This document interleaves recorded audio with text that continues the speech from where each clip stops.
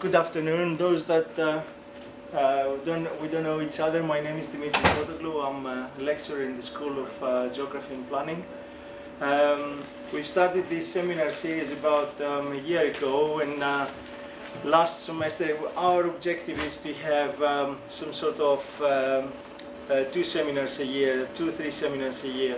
Last spring last autumn we went a bit quiet, but we hope to pick up this semester. So thank you all very much for coming this afternoon and your interest in this seminar series. Today we have 2 presentations about cycling and tools for estimating cycling potential. The first presentation is by Robin Lovelace, who is a research fellow at the University of Leeds. Robin will talk about the propensity to cycle tool from conception to national deployment. And then we have our own Crispin Cooper from Sustainable Places here at Cardiff University. Crispin will talk about cycling network analysis with SDNA. This is a software tool that Crispin and others here in the school have been developing for a number of years now. So Crispin will talk from, his talk is about visualization via visualization to modeling via a decision support tool. So floor to Robin. Thank you, Robin. Okay. Thanks a lot for introducing me. Yeah, so I'm based up in Leeds. Currently I'm working in the Consumer Data Research Centre, which is part of this new institution they've got called the Leeds Institute for Data Analytics. But originally I'm a geographer and an environmental scientist, so I kind of come at this from a geographer's perspective. I like to map everything out, and that's why, as you'll see, as this talk progresses, it's a very much a map-based approach to modelling it, and actually looking at those cycling flows on the road network. So it's about providing an evidence base for, and I've framed it in the context of the wider transport planning debate. So sustainable transport planning, and cycling is just one element of that, and I'm going to be talking about that cycling element. I'd just like to start off as well by saying that although I'm in this Consumer Data Research Centre, I'm actually moving into the Leeds Institute for Transport Studies in September. So I'm taking tentative steps into this rather unknown world of transport modelling. So I'm learning as I go along. Can I just get a show of hands if there are transport modellers in the room or people who are in the transport industry? Well, I'm not, so yeah. Okay, that's great. So feedback, the purpose of this for me is absolutely fantastic to come to Cardiff, especially as you'll see the very close links with Crispin's work. But feedback on the approach that we're taking is very much what I'm looking for out of this, so just bear that context in mind. Also, as Dimitri's mentioned, the talk was going to be called the propensity to cycle tool from conception to national deployment. I've scaled back the title a little bit because that's a little bit premature. The national launch of this thing is actually mid-July now, so it's a Department for Transport funded project that is being deployed nationally, and it's going to be available to be used by all English local authorities from July. So we've got a prototype version that's up online, and I'm going to be demoing that, but I wouldn't say, I think it's slightly early to say to national deployment at this stage, even though we have a prototype. So that's a bit of context from me, and I'm just going to crack on with the slides really. So we're going to start off, rather than start off with context, I thought it useful to actually start off with the tool itself, with a live demo, so you can see how it works. Actions speak louder than words in that sense. Then I'm going to go back and say what was the context that led to us designing it in this way, and really kind of talking about it as a software project, which is how I see it. I'm lead developer of the propensity to cycle tool, and then talking about some of the design kind of thoughts that went into it and the features that it has, I'm going to do an example of how you can use the propensity to cycle tool from Leeds, where I'm based, which is a city I know quite well, and where, like in many local authorities, there's a big debate about where do we build new cycle infrastructure, and specifically they're talking about a strategic cycling network, which is quite exciting and quite a shift from building individual bike paths to a network, which is the direction that we're trying to push with this tool. And then finally, for me, the most exciting part of the talk is to talk about future work. So there's going to be questions at the end, but if you have any questions in the meantime, just put your hand up and let me know. So let's start off with a live demo.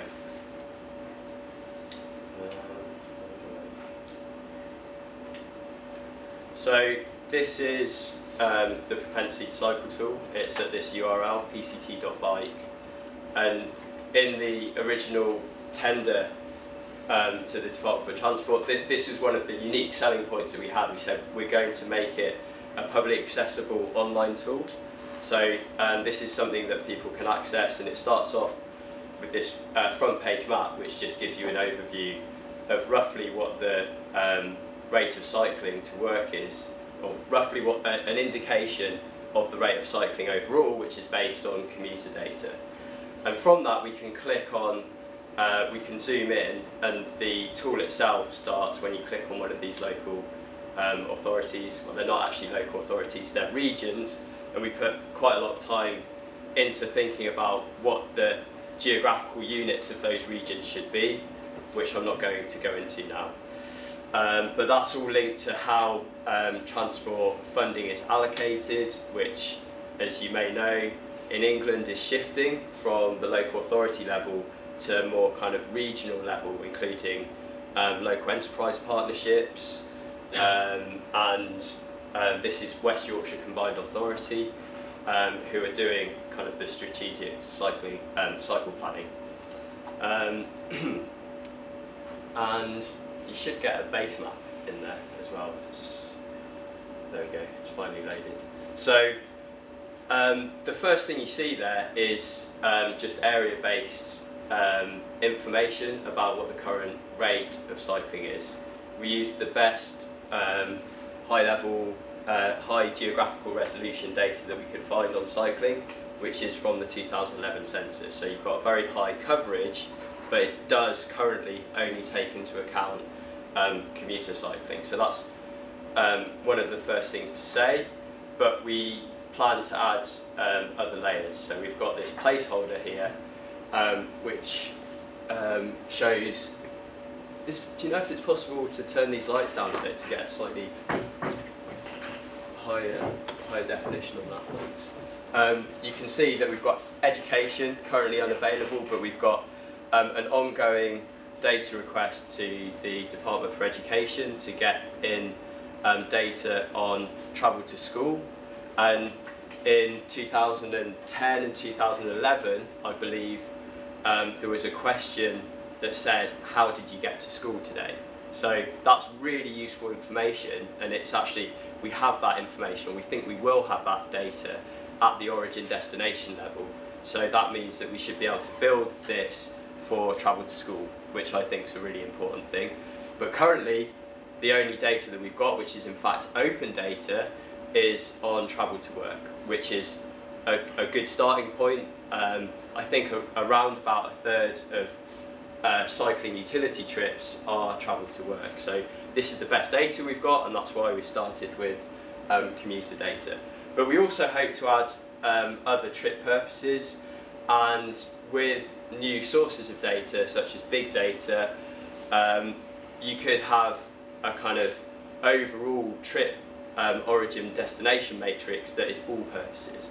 But for the time being, we've got it specific to divided by trip purpose, and the data we've got currently is travel to work based on the 2011 census. So I'm just going to talk through how the propensity to cycle tool can be used to visualise the current pattern of cycling in a city or any region, including urban areas.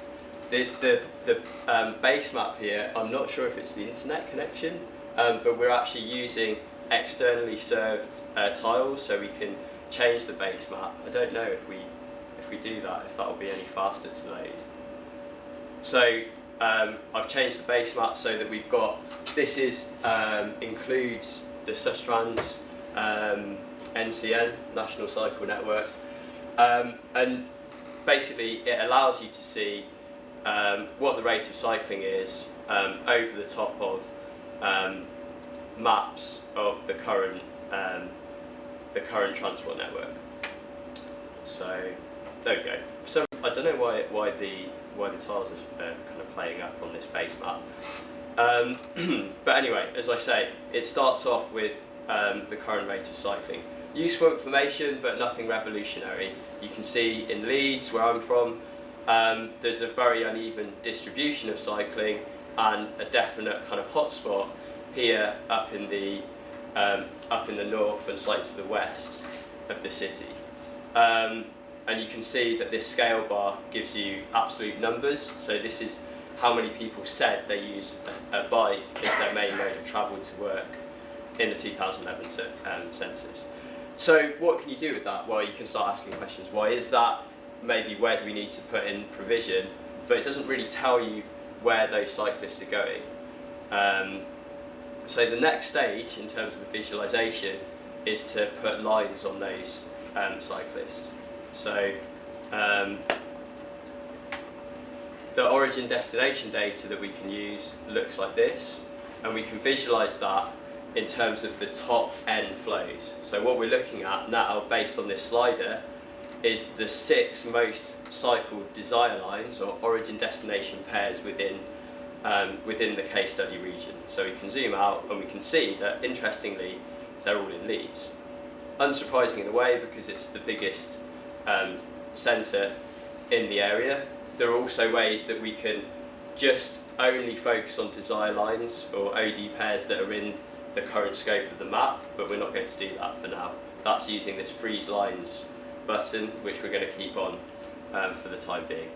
And we can, by gradually increasing the number of lines that we show, we can get an indication of what the current pattern is. So you can see that in this particular city, there's a very strong bias, geographical bias of cycling up to the north of the city. And if you want to build for current cyclists, certainly current commuter cyclists, these kind of feeding these desire lines is probably where you want to go.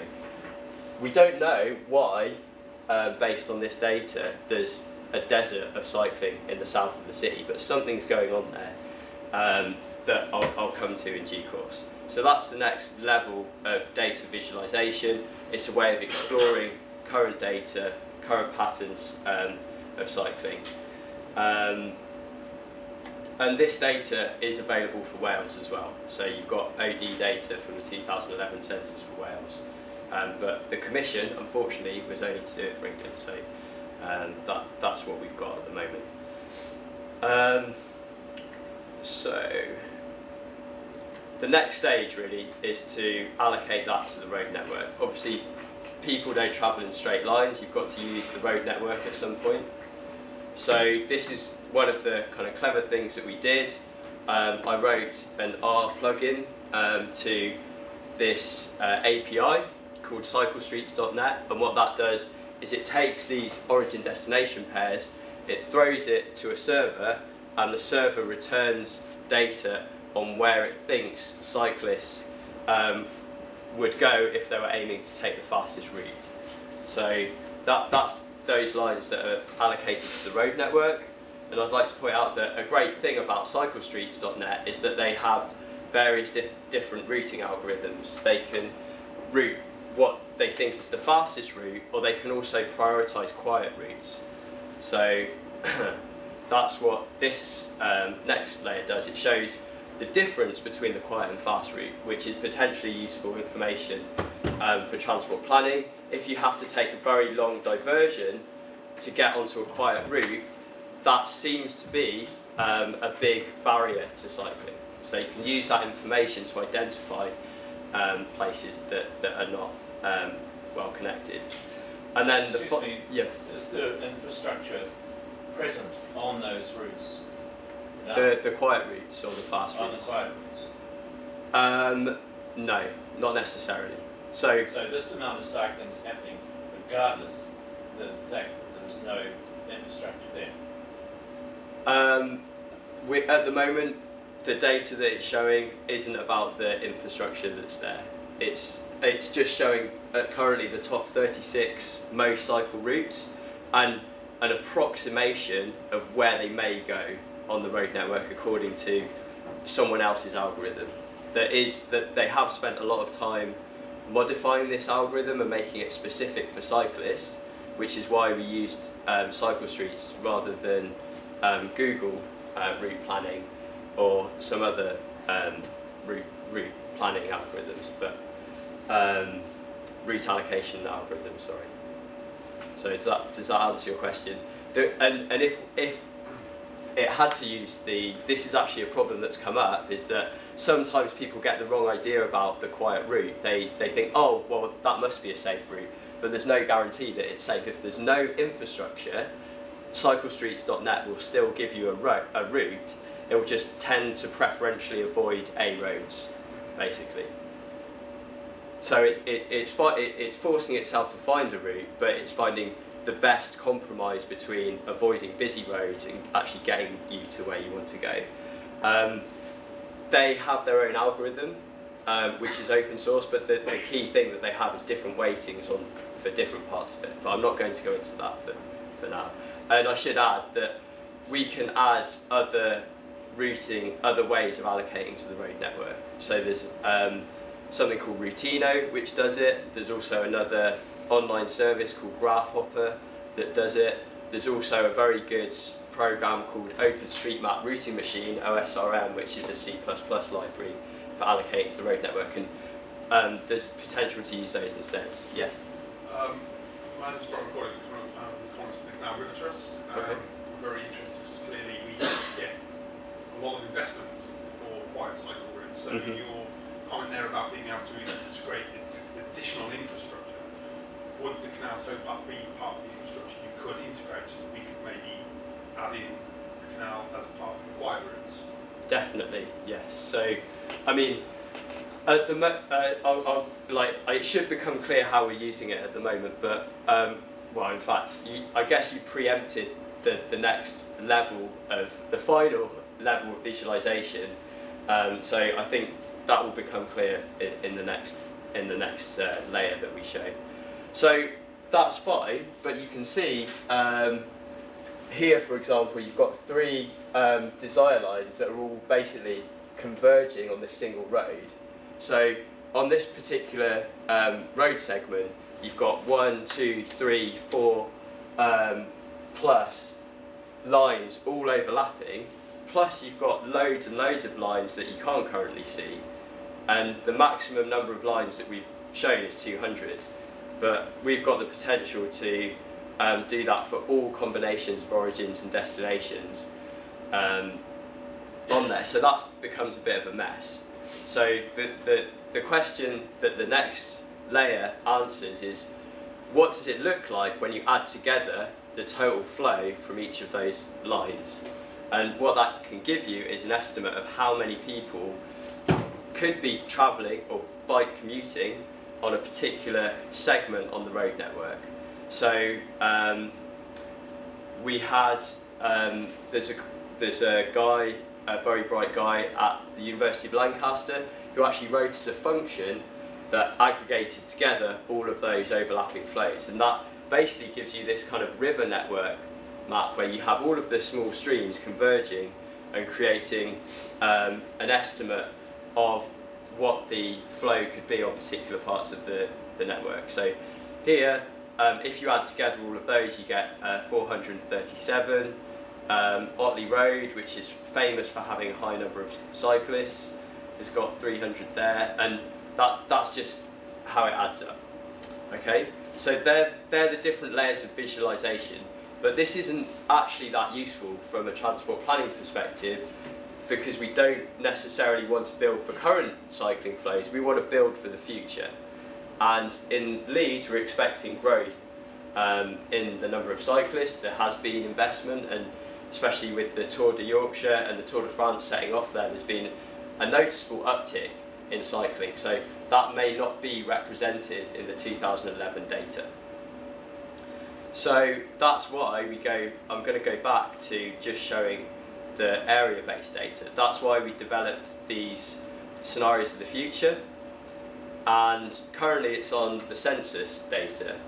But what we have is a model that estimates what the future rate of cycling could be at the origin destination level.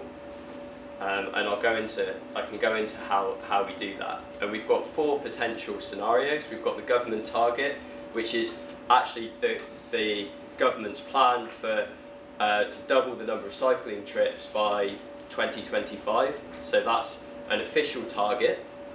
Then you've got this one called gender equality, which says for any given region or any origin destination pair, what would be the number of people cycling on it if women cycled as much as men, because currently there's quite a bias towards men cycling. In Leeds, for every woman cycling, there's currently three blokes. So it's really, we really haven't reached gender equality. And the data shows that as you increase the proportion of people cycling, gender equality tends to even out as well. So in Cambridge, it's the only local authority in England, and to my knowledge in the UK, where they've actually reached that gender equality. If you look at the Netherlands, in many places women cycle more than men. So that's what this particular scenario is trying to show. Then we've got moving very quickly onto more longer term visions and scenarios of the future. We've got Go Dutch, and that's based on the Dutch Travel Survey.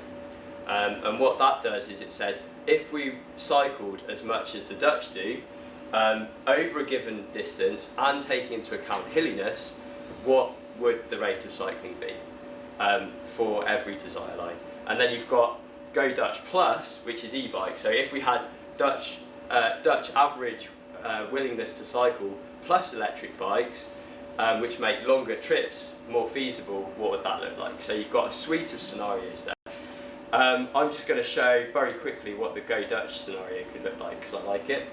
So going back to these numbers, you've got 4 to 273 are the number of people who said they cycled to work in West Yorkshire, which is this region.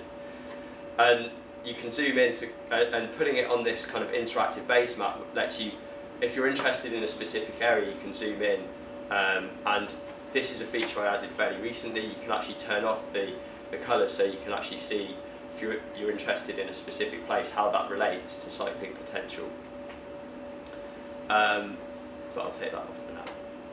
So we switch to Go Dutch, and the numbers are going to change. They're going to shift quite substantially, and this actually is quite, by transport planning standards, quite a big shift. This is a 10-fold increase in the number of cyclists. So infrastructure would have to deal with that. And this shows how the spatial distribution of that potential also shifts. So you can see what this is showing us is that the reason for low cycling in the south of the city wasn't because short distance trips weren't happening. There must have been some other reason why that was the case. And there's a potential that part of that barrier could have been linked to the road infrastructure. Having cycled through parts of South Leeds, I think that's a reasonable hypothesis, but my job isn't to answer that question, it's just to show where there's high cycling potential. Then what we do is we allocate to that to the route network, and this, based on the assumptions of our model, provides a rough indication of where the core cycle network could be and where to prioritise routes based on the Go Dutch scenario. If you were thinking more short term or for lower increases in cycling, you could use the government target, which builds on the existing rate of cycling and adds more cyclists accordingly. And basically it comes up with a strategic, what could be used as an evidence base to feed into a strategic cycle network and it's suggesting that there's high potential along this particular road down to the south. This is York Road, and interestingly, they are building cycle infrastructure along part of this as part of the £20 million Leeds to Bradford cycle superhighway. And then you've got a kind of a series of routes going out. This is showing quite a radial route, and that reflects the fact that commuting tends to be quite an in-out thing. So I really want to keep emphasising that this is commuter data, and I think it's important to add these additional layers on top of that. But what's fascinating is that when you apply this model to different cities that have a different spatial structure, the shape of it totally changes. So if you run this for Manchester, which is much more polymorphic, you get a different type of route network that isn't just this radial routes. It's actually showing much more kind of complexity and interconnectivity between different zones. Leeds has got a very well-defined centre, so that's showing that the tool does take into account the kind of structure of flows in different cities. So that was a very quick demo, and I'm going to use that to set, and now I'm going to go back and say, why did we do it in this way? But are there any questions at this stage before I go on to that? Just a quick one, a clarification. Yeah. So are you saying that you took you've got existing portions of commute by bike, Yeah. and you just like flatly, you say it was like 10 up to the north areas and 2 down to the south. You just took that all up to a certain level, did you? No. The actual was done proportion? No, so the actual model underlying it uses the concept of distance decay. So it changes it in proportion to the distance, but a non-linear function of distance. So as you increase from, let's say, 2 kilometres to 5 kilometres, on average, people become slightly less willing to cycle. As you go to 10 kilometres, then the distance decay curve drops quite substantially, and that means that the cycling potential is quite a lot lower from 2 to 10 kilometres. So we have documented this. We're using this distance decay and also hilliness, and there's an interaction between distance and hilliness. Yeah, so that's how we do it. Yeah. Sorry, this could be a bit of a problem saying this, but the thing is about going Dutch. Mm-hmm. Is that the reason why there is lots of cycling in the Netherlands is that bicycles are road vehicles and there is appropriate infrastructure throughout the country, no matter where you want to cycle. Mm-hmm. So it is the other way around, really. There needs to be proper infrastructure and Yep. people will cycle. Yeah. So People use bikes, and so it should not ever be based on predictability and where people might want to cycle. There should be provision for people to cycle Yeah. wherever. yeah. So this tool explicitly works the other way round from most transport models. So most transport models say, if you build this infrastructure, how would that potentially change the behaviour on the ground? This says, under a given scenario of behaviour, where would that potential lie? So it's definitely a strategic tool in that sense. And I think Go Dutch is just an example of what a high cycling future could look like. But we've definitely used the word scenario and projection rather than prediction, because a whole series of things would have to change. Why just, if you go Dutch, you build the infrastructure, Yeah, that's definitely one way to do it. and then people will cycle, and people will cycle. I don't disagree with that comment. Okay, sorry, I'm just kind of going to figure out. My problem is this, that you kind of always based on prediction and an assumption or whatever, and actually people never do what you assume. Mm-hmm. Or they want to do something else, but it's just not there. But bikes are vehicles, road vehicles, and proper infrastructure should just be there. It's part of the road infrastructure. Yeah, I agree. Sustrans disagree with Beard's last comment and yours, that if you build it, they'll come. They don't make this claim. That's interesting. Because Sustrans builds perhaps infrastructure, but it's not a lot of things. The question I want to raise is that something like 27% of all transport in the UK, all transport, is the journey to work. Now, I believe you said something. I don't think it's that high, based on my understanding of the National Transport Survey. Okay, well, that's even better from my point of view. I understood 27, that's fine.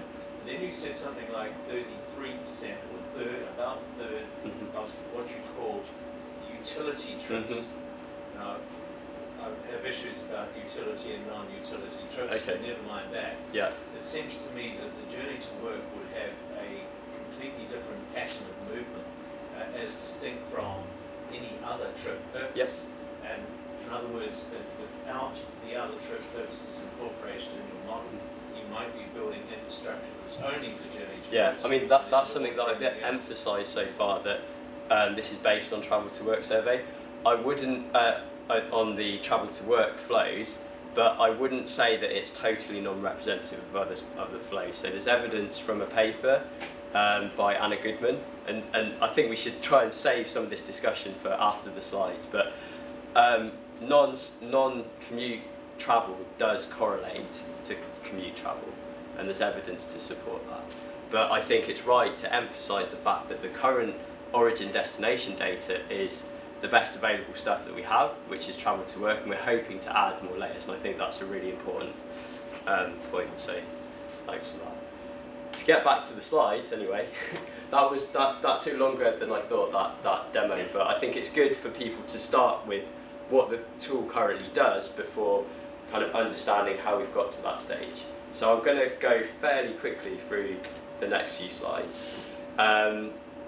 Essentially, I'm coming at this project from a software development perspective, and I think it's useful to see software as a tool rather than something magical that just works.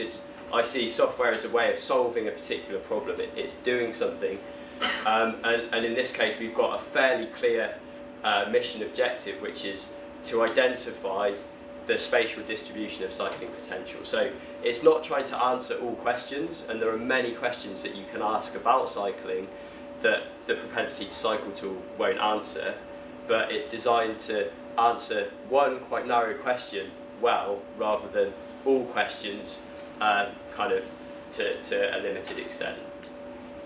The wider context is that, as we all know, I don't know if people have seen infrastructure that's quite this bad, but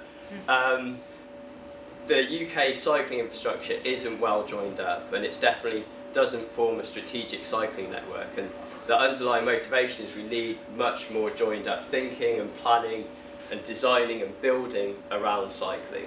And that's why I think the Department for Transport commissioned this work, because the money that they'd spent on cycling, there was a perception that it hadn't always been used in the most cost-effective ways and put in the most cost-effective areas. So this is trying to fill in that gap, and it's just one tool out of various approaches to try and help with that situation. So yeah, it's about strategic thinking and fairly long-term, rather than going straight down to the road network level or the junction level, which is what people tend to do. So to avoid boring everyone to death, show of hands who's interested in software, who's kind of a bit interested, and put your hands up high if you don't care about the software. Okay, so we've got a range of opinions on that. So I'm going to keep it fairly high level. You'll be pleased to know. But this links to a paper published by a guy called Jaron Hollander, who was quite senior in Transport for London. He's a transport modeller who was previously based at Leeds, and he's kind of independent now. And in his consultancy, he wrote this report, "Who Will Save Us?" From the misuse of transport models. And there's a lot of debate currently, including coming out of the Institute for Civil Engineers and other people, saying what are transport models, what are they good at, and maybe where are areas where we can improve it. So this certainly fits into this context of kind of re-evaluating what transport models are for and where it comes from. And this certainly links to software. So kind of unrelated to the transport modelling community, there has been undoubtedly what can be called a revolution. There's the open source software revolution, which has completely overtaken computing. So the vast majority of the internet is run on open source software, on Linux. Most people who have a smartphone probably close to half of people use open source software with Android. It's been very successful in some areas such as email clients and browsers. I noticed this was running on Chrome, which is mostly open source. So that can help tackle some of the problems that Jaron Hollander identifies. It's interesting to note that in this report, he didn't really mention software as a fundamental issue, but I think there's an argument to suggest that software can be a big part of the solution to how can we be saved from the misuse of transport models. So the kind of argument I'm making is we can take this very strong movement and apply it to some extent to transport models. And these aren't particularly good arguments actually I've got in the first two. Why open source? Well, it's free and it's transparent and it works. They're the three ones that I would link to. And there is a rapid uptake of open source software in many kind of sectors, and I've just put in a couple of examples of companies who are using it. So this is definitely the bit where I'm going to speed up. So I'm just going to talk about a few of the kind of software options that are out there, and this is not comprehensive, and I'm going to move quite quickly to transport models. So I'm a big R user, which is statistical software, so it works quite well with large data sets such as the origin destination data that we've been looking at with the propensity to cycle tool. And there's just a huge amount of programming and development going on. The hard work is to identify out of that mess which of those areas of development, and it's very diverse, are actually useful to the problem at hand. There's also the GIS side of things, which is where I've come from. You can't really see that, but it's putting things on a map, and there's a lot of development going on there, and it's particularly around QGIS, which is an open source software product. And then there's quite recent development is this thing called Equilibria, which is a 4-stage transport model implemented in QGIS, but I can't vouch for it because I haven't actually managed to get it to work yet. I think Crispin may have comments on that. And then moving quite quickly onto the transport modelling specifically, MapSim is a very large international collaboration, and this is an open source agent-based transport model.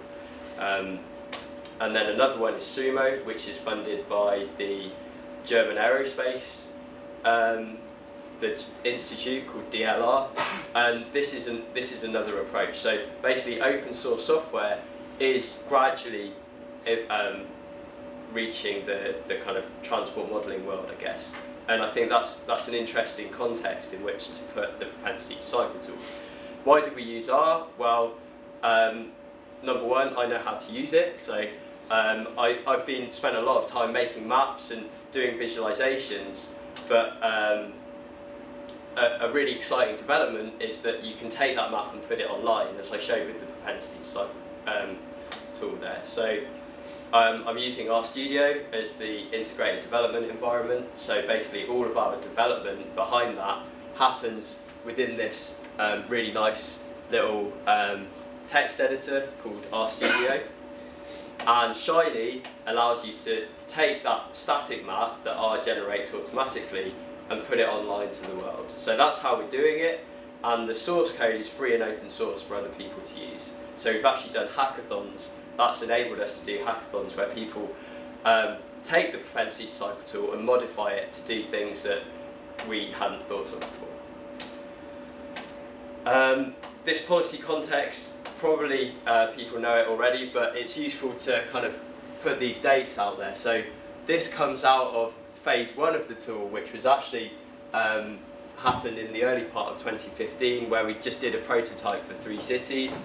Overall feedback from the Department for Transport was they were very impressed. This is the first time they've done a kind of technical product that is designed for public consumption, and that has led to phase 2, which is the nationwide deployment, and that runs to March 2017. And as I say, the big kind of the big point that we're building up for is the national launch in July. I'm not going to go into this. I mean, there are many kind of places where we got ideas from when we were designing this, and these are just a few examples of interactive online tools, and there's quite an interesting academic literature about planning support systems, and that's kind of where we drew some of the inspiration for this from, but again, I'm not going to go into detail. A general principle is that currently, I think previously transport modelers and modelers in general had the issue that there was too little data.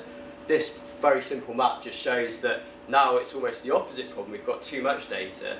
So a real priority is actually to try and reduce the amount of superfluous information that's on the map and rapidly get to the fundamentals. And that's why on the propensity cycle tool we've actually made an effort to keep it quite clean and focused on showing one thing at a time and not cluttering the map, and I think that's an important part of it.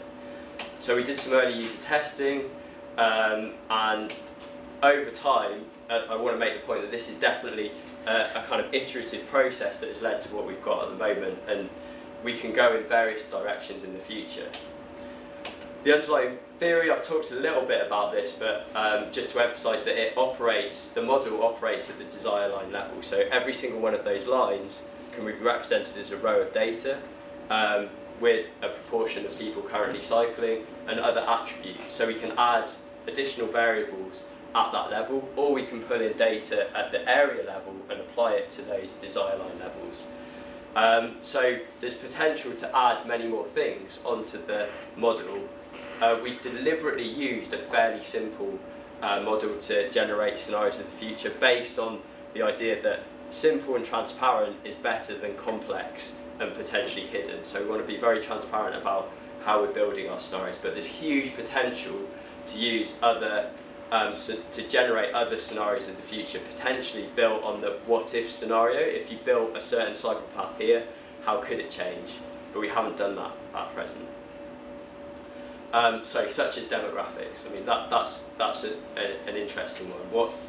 How do different demographic groups respond to, how does cycling potential vary by demographic group? There's a lot of discussion around that, but we've deliberately not included that in the model for the time being.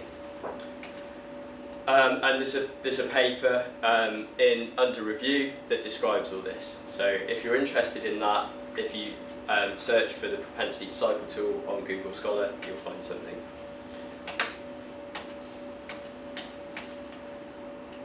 So phase one, I mean that's history, but it's useful to know how we came to this thing. So as we were building it, it was an iterative process, and I guess we used what could be called an agile development workflow, where we try to be very kind of flexible about how we change things. We could change things one way, get feedback, change it back again, and user testing was actually quite central to what we did.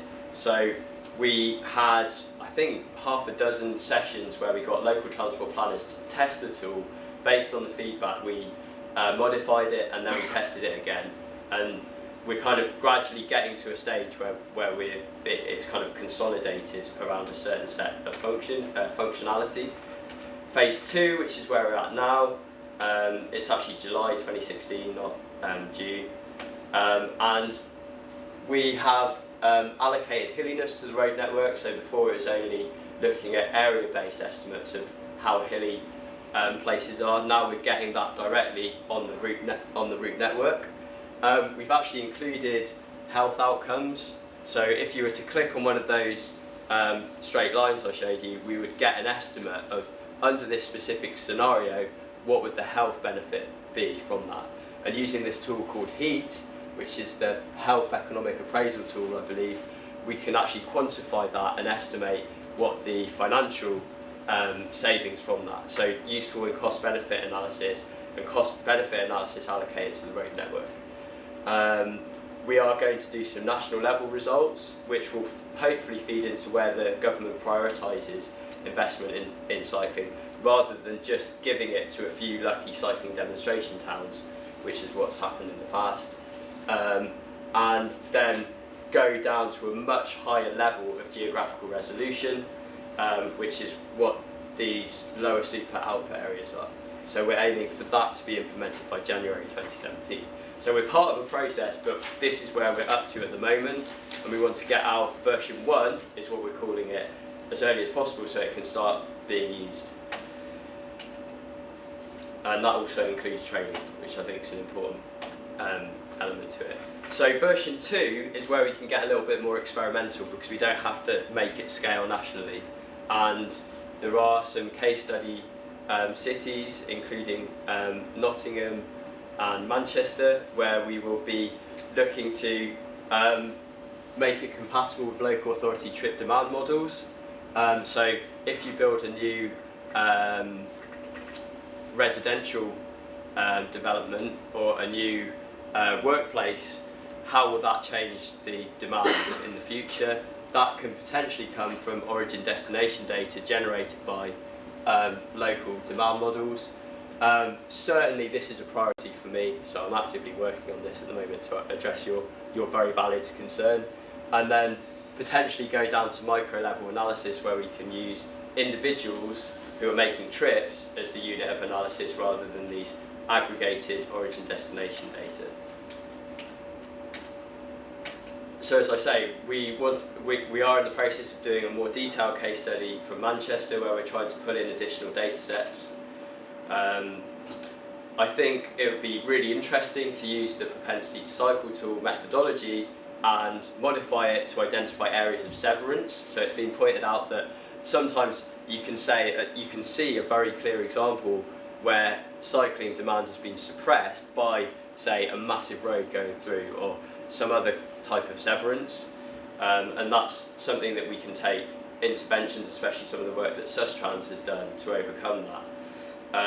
There's going to be a case study along the High Speed 2 route, and also hackathons to try and get this idea of citizen science coming in and get people using it for their own purposes that we may not have thought of.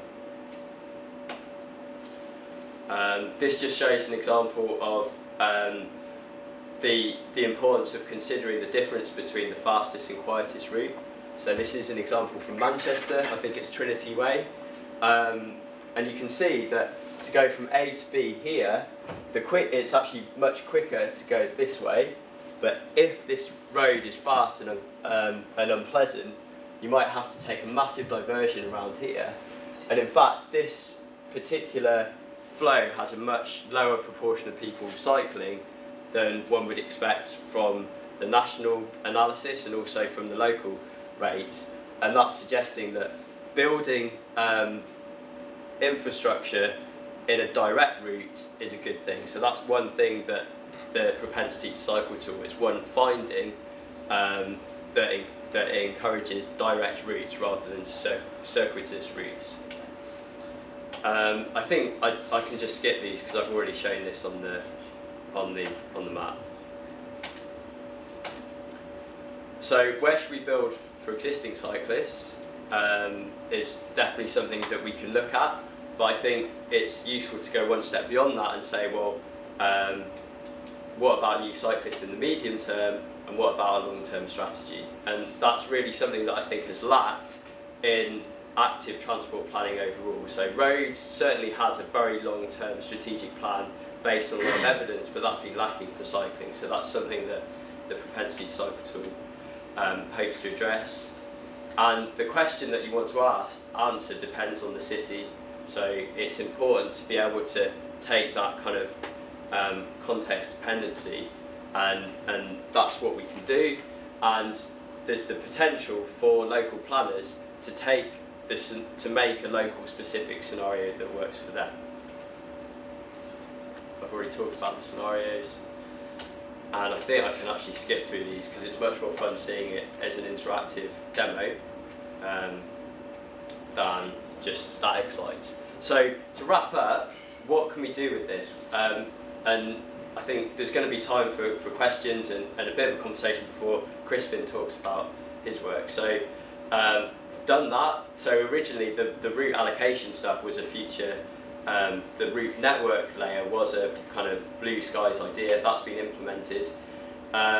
Custom scenarios is something I'm really interested with.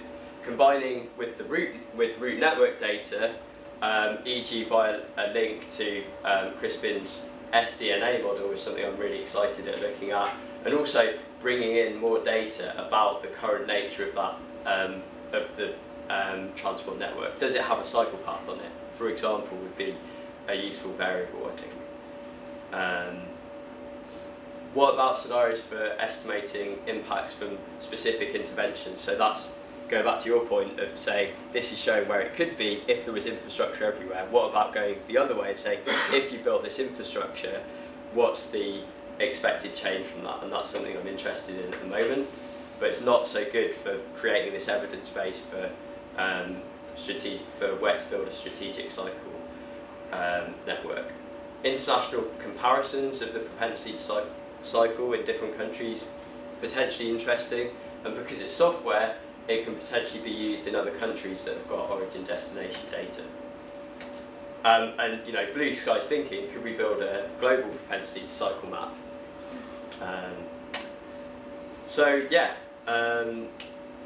those are just some ideas that I've put together. If you're into programming, or you know someone who's into programming, you can take what we've done and fork it and make a version of it and start playing around with it.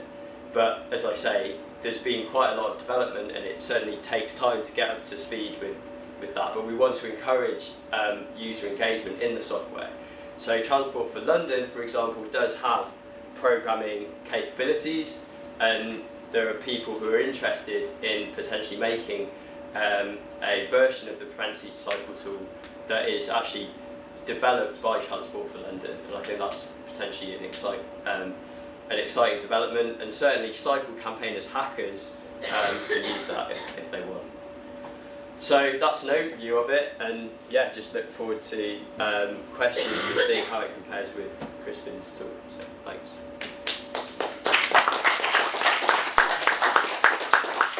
Given that we completed almost an hour of presentation, I would suggest to take 2 questions now, okay. And then we'll have time following Crispin's presentation to have more discussion. Yes, Neil. Thanks, Dimitri. Robin, that was a very clear, coherent exposition of a most interesting development. I must say I'm finding it very intriguing.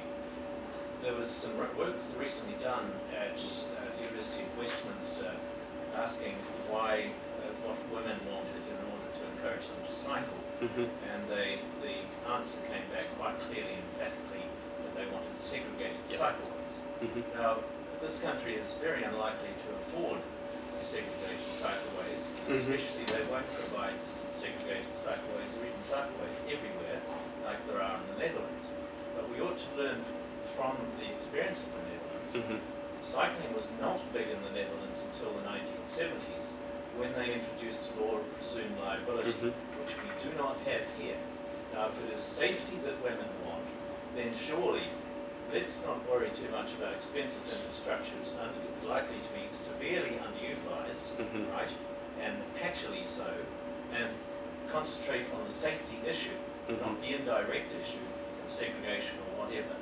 I would suggest to you that it's presumed liability that would make a huge difference in this country, and that what this needs, certainly for women to cycle more, and then of course for men who are not prepared to be lycra-clad speed specialists either.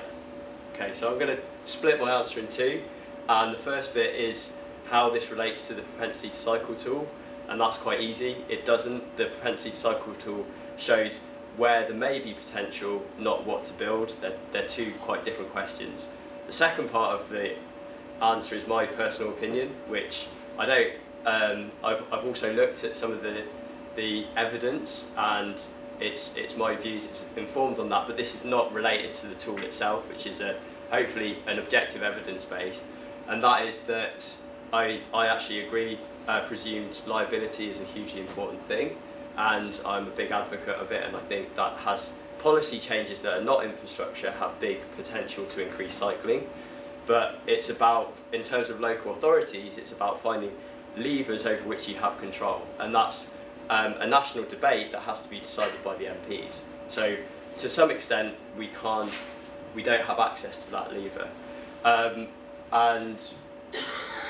what's the second part? The other part of the response to that is that I think the cost issue is actually really important. That, you know, do we have the investment in a time of austerity to build segregated cycle lanes in all of these high potential routes? That's open for debate, but I think a way for making investment in cycling much more cost effective is to do what they've done in Tavistock Place in London, where you use these things called armadillos, and you put in small kind of humps in the road that prevent cars from going on part of the road, and you reallocate that space to cycling. So that idea of space reallocation is a way to make cycle infrastructure much more cost effective. The other budget way, of course, the 20 mile an hour zone. Yep. A slight correction, the 1970s was big in cycling, was big in the Netherlands. I grew up there and I cycled a lot. It's just to take an extra leap, but it was always big and growing.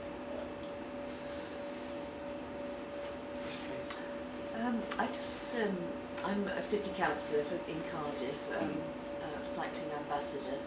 Have I missed something? But you said that your mapping would show why the northwest of Leeds was more populous and more desire lines for cycling. You said it will become clear.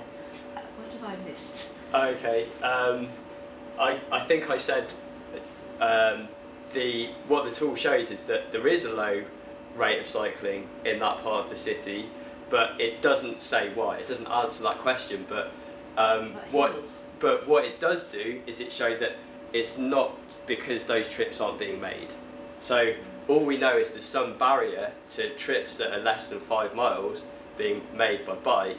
So it kind of it rules out one possibility was that those people in the south of the city, maybe they're going to Wakefield, or they're simply not going to Leeds city centre. So it doesn't say why they weren't cycling in that area, but it rules out the possibility that those trips simply aren't being made.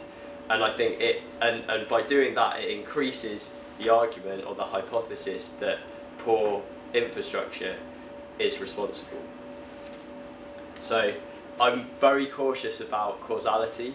You cannot say this is why, but it increases the probability that that's the case. So yeah, it can't definitively answer that question. Brief remark.